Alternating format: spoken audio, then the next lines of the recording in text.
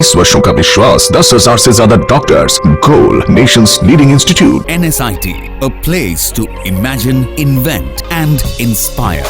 NSIT, Amhara, Bihta, Patna.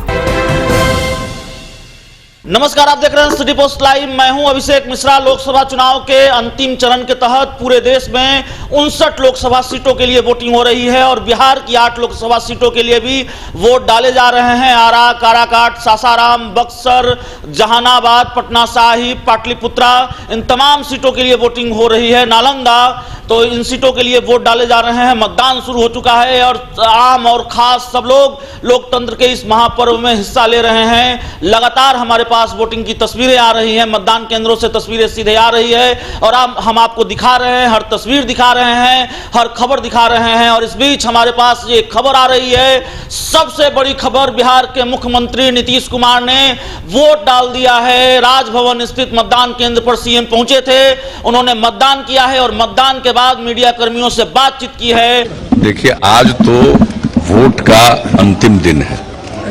Vote हो जाएगा 23 तारीख को, जो गिनती होगी वो हो जाएगा, रिजल्ट 23 को आ जाएगा।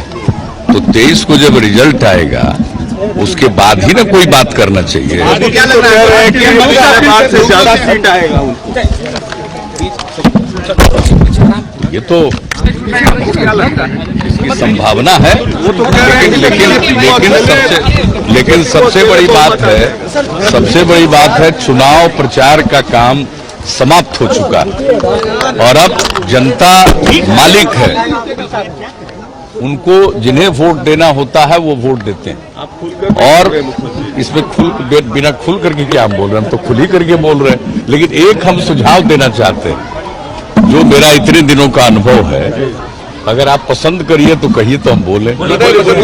मेरा ये है कि इसके लिए एक सर्वदलीय मीटिंग होनी चाहिए, जो मेरे दिमाग में जो बात है, और बहुत लोगों से भी हमने ऐसी ही बातचीत की है, आम लोगों से, सब लोगों की वही राय थी। वो यह कि इतनी ज्यादा गर्मी में ये इतना लंबा चुनाव का अभियान चलना ये उपयुक्त नहीं।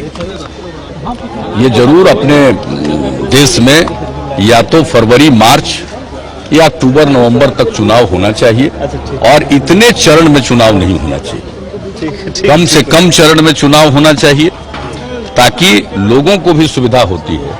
अब इतनी गर्मी में हम लोग सब जगह गए, मीटिंग किए, तो हम लोग तो कर ही रहे थे मीटिंग, और जब भी होगा तो करेंगे, लेकिन लोगों को भी बड़ी तकलीफ देखते थे हम लोग। और आज भी मतदान जो करते हैं तो आप देखते ही हैं, कोई ऐसा तो है नहीं कि मतदान केंद्र पर कोई लगा हुआ है शेड और दिन भर मतदान करते हैं, लोग आते हैं, अपना वोट डालते हैं। तो कुल मिलाकर के इस पर एक सहमति बननी चाहिए और ऐसी एक संवैधानिक व्यवस्था होनी चाहिए कि जब भी चुनाव हो अपने देश में, इसी 2 समय में चुनाव के बारे में इसका समय निर्धारित करना चाहिए। और इतनी लंबी अवधि में, ये बहुत लंबी अवधि, और एक चरण से दूसरे चरण के बीच में इतना बड़ा गैप था। इतने चरण में चुनाव होना चाहिए? नहीं, इतना चरण कोई जरूरत नहीं है। देखिए, आइडियल तो होता है एक चरण में चुनाव, लेकिन देश बड़ा है, अगर 2 चरण हो जाए, कुछ अलग इलाके हैं तो 3 चरण कर लीजिए। कोई खास, जैसे नॉर्थ ईस्टर्न है, कश्मीर का इलाका है, यानी पहाड़ियों से संबंधित इलाका है, वैसे इलाकों की बात है, कोई एक कर सकते हैं। लेकिन अब यही देखिए ना कि पहले चरण में अगर मान लीजिए 4 वोट हो रहा है और कहां हो रहा है, तो उसी किनारे और कंस्टिट्यूएंसी तो लिया जा सकता था। जो सोच रहे थे जिस आधार पर पहले चरण में, तो उस चरण में तो आगे और बगल अगल, यानी पूरब और पश्चिम, नहीं, हम इसको मिसमैच। और अपनी बात दोहराई है कि पहले मतदान फिर जलपान।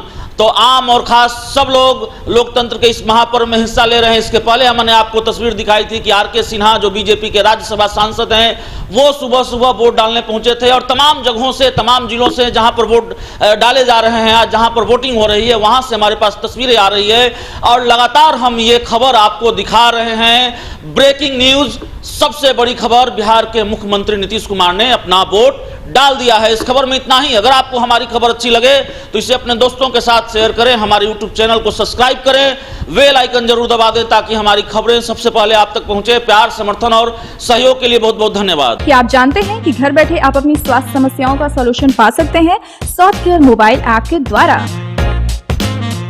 घर पर ब्लड टेस्ट के लिए अच्छे लैब के कंपाउंडर्स को बुला सकते हैं, बीपी जांचने के लिए एक्सपर्ट को बुला सकते हैं, ईसीजी करने के लिए टेक्नीशियन को बुला सकते हैं। साथ ही और भी कई सुविधाएं हैं इस ऐप में। आज ही डाउनलोड करें Softcare mobile app Google Play Store से या वेबसाइट www.softcare.in। अधिक जानकारी के लिए आप संपर्क कर सकते हैं। हमारे फोन नंबर्स हैं 9472981111, 9472982222। Softcare app, solution at your finger tips.